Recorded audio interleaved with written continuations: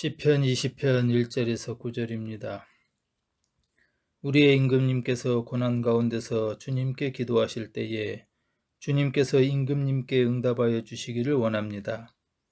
야곱의 하나님께서 친히 임금님을 지켜주시기를 바랍니다.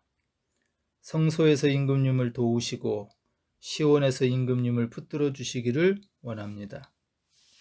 임금님께서 바치는 모든 제물을 주님께서 기억하여 주시고 임금님께서 올리는 번제를 주님께서 기쁘게 받아주시기를 바랍니다. 셀라. 임금님의 소원대로 주님께서 임금님께 모든 것을 허락하여 주시고 임금님의 계획대로 주님께서 임금님께 모든 것을 이루어 주시기를 원합니다. 우리는 임금님의 승리를 소리 높여 기뻐하고 우리 하나님의 이름으로 깃발을 높이 세워 승리를 기뻐할 수 있도록 주님께서 임금님의 모든 소원을 이루어 주시기를 원합니다. 나는 이제 알았습니다. 주님께서는 기쁨을 부으신 왕에게 승리를 주시고 그 거룩한 하늘에서 왕에게 응답하여 주시고 주님의 심찬 오른손으로 왕에게 승리를 안겨주시는 분이심을 알았습니다. 어떤 이는 전차를 자랑하고 어떤 이는 기마를 자랑하지만 우리는 주 우리 하나님의 이름만을 자랑합니다. 대적들은 엎어지고 넘어지지만 우리는 일어나서 꿋꿋이 섭니다. 주님, 우리의 왕에게 승리를 안겨주십시오. 우리가 주님을 부를 때에 응답하여 주십시오. 아멘.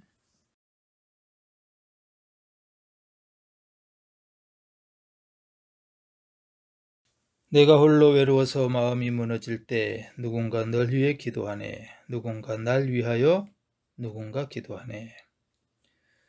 누군가 날 위하여 기도하네 라는 복음성가 가사입니다. 성도 모두는 중보기도에 빚을 진 사람들입니다. 마태복음 18장 19절에 너희 중에 두 사람이 땅에서 합심하여 무엇이든지 구하면 하늘에 계신 내 아버지께서 그들을 위하여 이루게 하시리라. 중보기도는 이처럼 강력한 힘이 있습니다. 합심하여 기도하고 서로를 위해서 기도하며 나의 유익을 구하지 아니하고 나라와 열방 가운데 하나님의 나라가 임하기를 기도할 때 하나님은 기뻐하시며 그 가운데 하나님의 뜻을 이루어 가시기 때문입니다. 오늘 우리가 나누는 시편 20편은 전쟁에 나가는 다윗을 위해 하나님께 드리는 중보 기도입니다. 표제어는 다윗의 시 인도자를 따라 부르는 노래라고 이렇게 되어 있습니다. 우리가 앞에서 살펴본 것처럼 인도자를 따라 부르는 노래가 시편 150편 중에 무려 3분의 1에 해당하는 쉬운 3편입니다. 이 쉬운 3편 가운데 다윗의 시가 또 39편을 차지합니다. 인도자를 따라 부르는 노래라고 하는 것은 어떤 한 개인의 신앙의 고백과 찬양과 노래가 공동체 전체의 고백과 찬양이 되었다라고 하는 것을 알려줍니다. 오늘 1절과 3절 세 번역이 이렇게 기록합니다. 우리의 임금님께서 고난 가운데서 주님께 기도하실 때에 주님께서 임금님께 응답하여 주시기를 원합니다. 야곱의 하나님께서 친히 임금님을 지켜주시기를 바랍니다. 성소에서 임금님을 도우시고 시온에서 임금님을 붙들어 주시기를 원합니다. 임금님께서 바치는 모든 제물을 주님께서 기억하여 주시고 임금님께서 올리는 번제를 주님께서 기쁘게 받아주시기를 바랍니다. 셀라. 오늘 시편 20편은 다른 시편과는 조금 다르게 하나님을 향한 고백이 뭔가 다릅니다. 여기서 대명사 네라고 하는 단어가 아니라 개역개정에서는 네, 너, 그리고 세번역에서는 임금님 이렇게 번역합니다. 그래서 이 시편의 표제가 다윗의 시인데 정확하게 한다면은 다윗이 하나님께 드린 기도라기보다는 다윗을 위해 하나님께 드린 기도라고 이렇게 해석할 수 있을 겁니다. 즉 이 시편은 전쟁에 나가는 왕을 위해서 드리는 기도로서 신하들이 또는 백성들이 드린 중보 기도로 이해할 수가 있습니다. 우리가 잘 아는 것처럼 다윗의 시대에는 늘 전쟁이 있었습니다. 즉 오늘 시편의 배경이 다윗의 어떤 전쟁의 전후에서 기록되었는지는 알 수가 없습니다. 1절을 다시 보면은 우리의 임금님께서 고난 가운데서 이렇게 표현합니다. 개역 개정은 환난 날에라고 이렇게 표현하는데요. 고난 가운데 이 환난 날은 전쟁에 출전하는 날을 의미합니다. 이렇게 놓고 보면 시편 20편은 다윗의 신하들과 백성들이 전쟁에 나가는 다윗 왕을 위해서 드리는 기도라고 할 수가 있습니다. 다윗은 지금 신하들과 백성들로부터 기도를 받고 있습니다.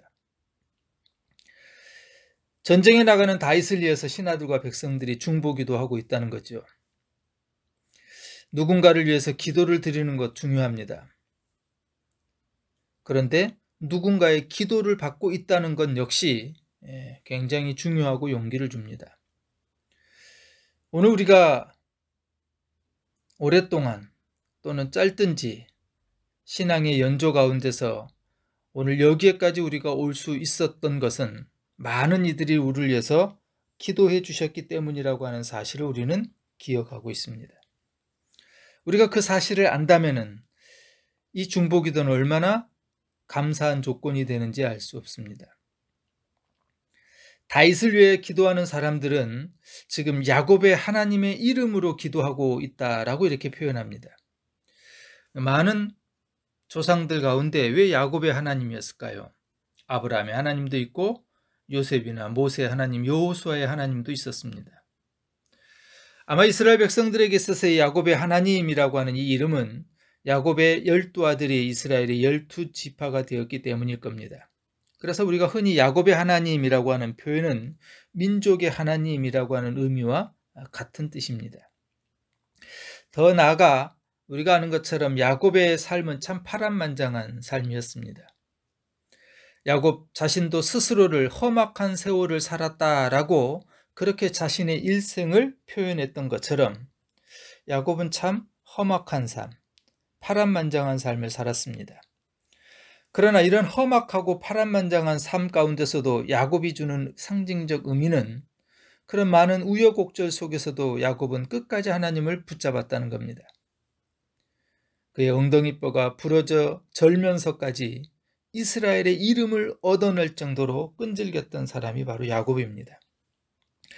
오늘 전쟁에 나가는 다윗을 위해서 이스라엘 백성들 신하들이 기도하면서 특별히 야곱의 하나님이라고 표현하는 것은 여러 많은 어려움을 겪은 가운데서도 늘 하나님을 붙잡았던 그 야곱처럼 그 야곱의 하나님이 전쟁에 나가는 다윗을 꼭 붙들어 주시기를 원하며 기도하고 있었다라는 사실입니다.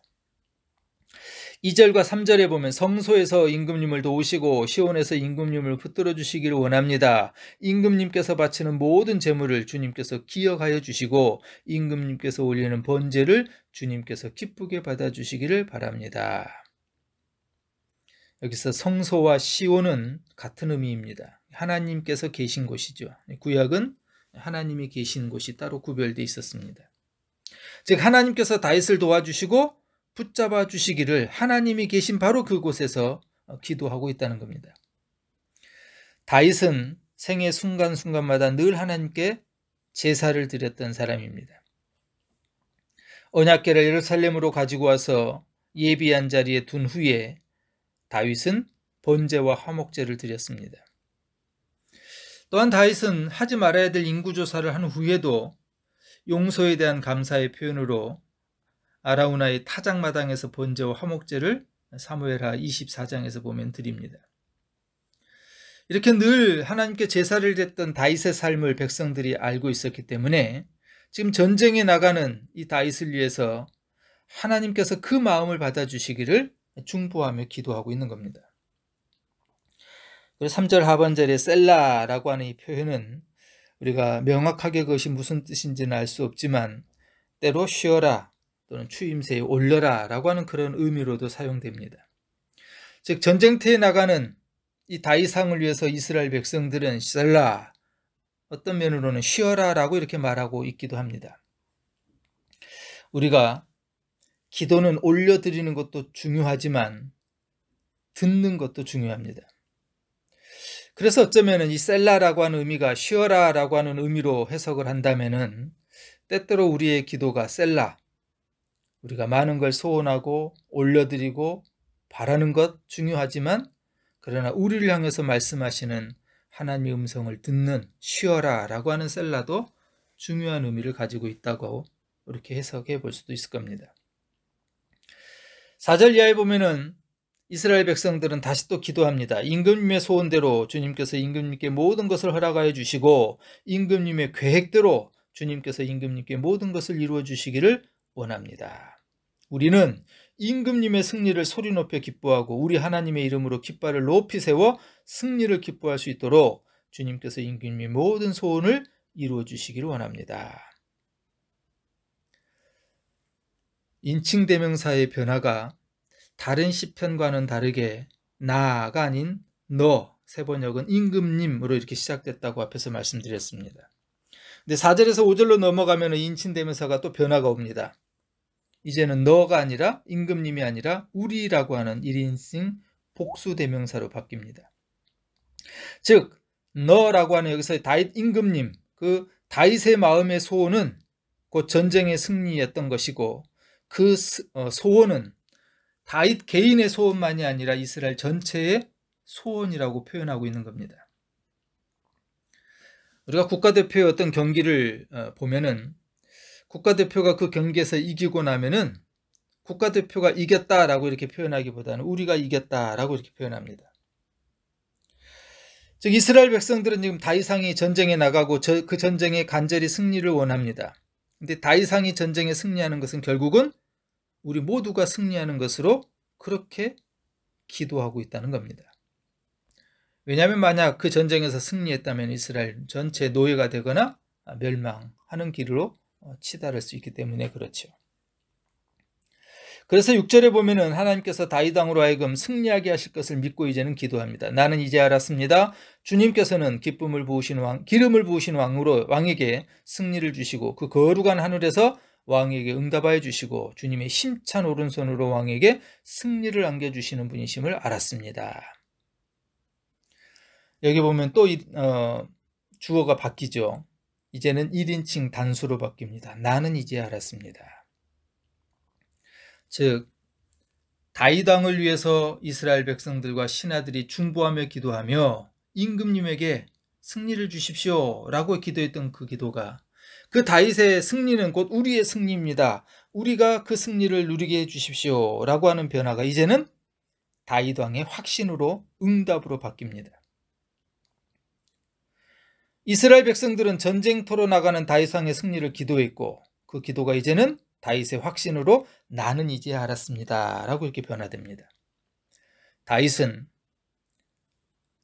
이 전쟁이 응답으로 고백될 수 있었던 것은 바로 그 아래 표현에 하나님의 오른손이 자신을 구원해 주실 것을 믿었기 때문입니다. 하나님의 손은 강하시며 그 능력은 우리를 건져 올리기에 충분합니다. 그 하나님이 계시기에 우리는 언제나 기도할 수 있습니다. 바로 다윗의 소망이 그것이었습니다. 오늘 우리가 기도하는 이유이기도 합니다. 그리고 하나님의 능력을 확신한 다윗은 7절에서 이렇게 고백합니다. 어떤 이는 전차를 자랑하고 어떤 이는 기마를 자랑하지만 우리는 주 우리 하나님의 이름만을 자랑합니다. 다윗 시대에 전차와 기마, 개역개정의 병거와 말이라고 하는 이 표현은 요즘 군대로 한다면은 탱크와 대포를 의미합니다. 다윗은 그것을 의지하지 않는다라고 이렇게 고백합니다. 전쟁에서 군인이 무기에 의존하고 무지의 힘을 빌리는 것은 굉장히 그 전쟁의 승리를 이끄는데 유리합니다. 그런데 다윗은 그것을 의지하지 않고 하나님을 신뢰하겠다고 합니다. 다윗에게는 이 전쟁의 승패가 그가 가지고 있는 말이나 기마대, 말, 어떤 무기 화력이 아니라 하나님께서 함께 해주시느냐 그렇지 않느냐로 판가름 난다고 하는 것을 알았기 때문입니다. 다윗은 지금 그것을 고백합니다. 나는 알았습니다.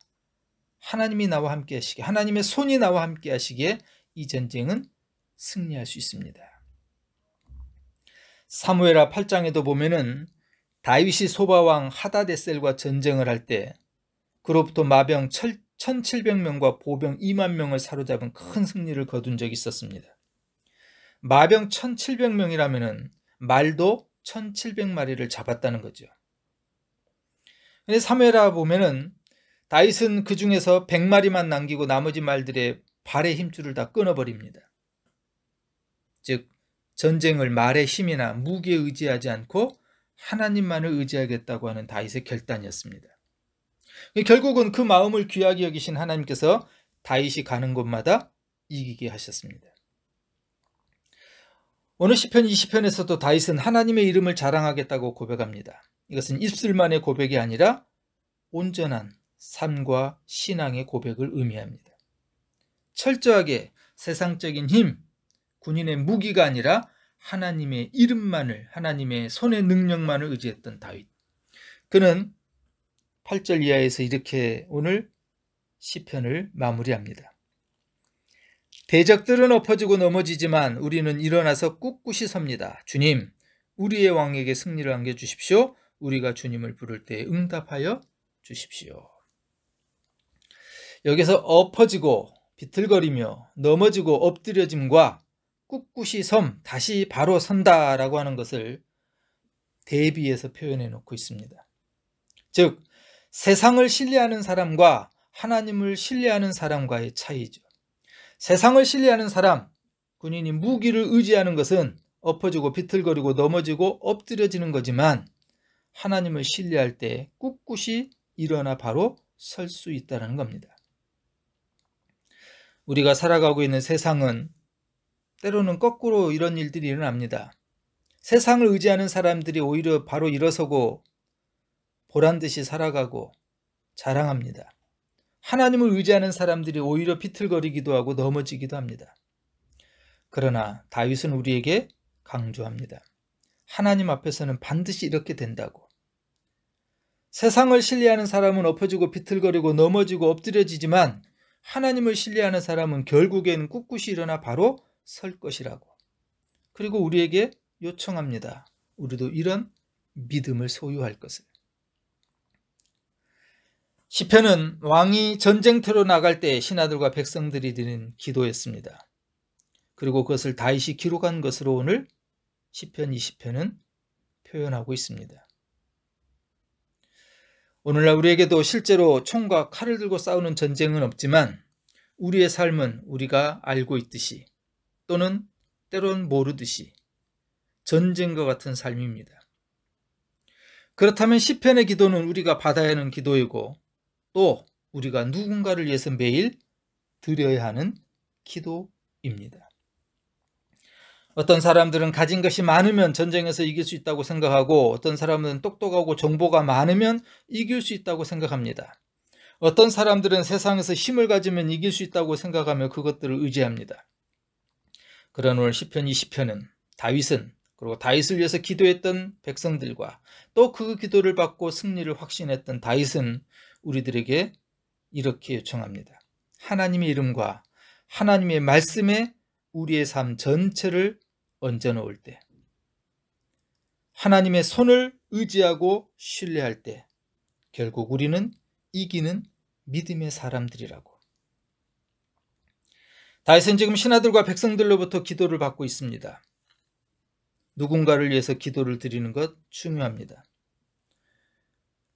그러나 누군가의 기도를 받고 있다는 것 역시 우리에게는 굉장한 용기를 줍니다. 우리가 지금 여기까지 올 수 있었던 것, 누군가 우리를 위해서 기도했던 기도의 힘 때문입니다. 그리고 우리가 누군가를 위해서 중보하며 기도하는 것은 그의 영혼을 살리는 일이고 그가 믿음 안에서 신실하게 살아갈 수 있도록 지원하는 일입니다. 내가 홀로 외로워서 마음이 무너질 때 누군가 널 위해 기도하네. 당신이 외로이 홀로 남았을 때 당신은 누구에게 위로를 얻나. 주님은 아시네. 당신의 마음을 그대 홀로 잊지 못함을 누군가 널 위하여 누군가 기도하네. 아멘.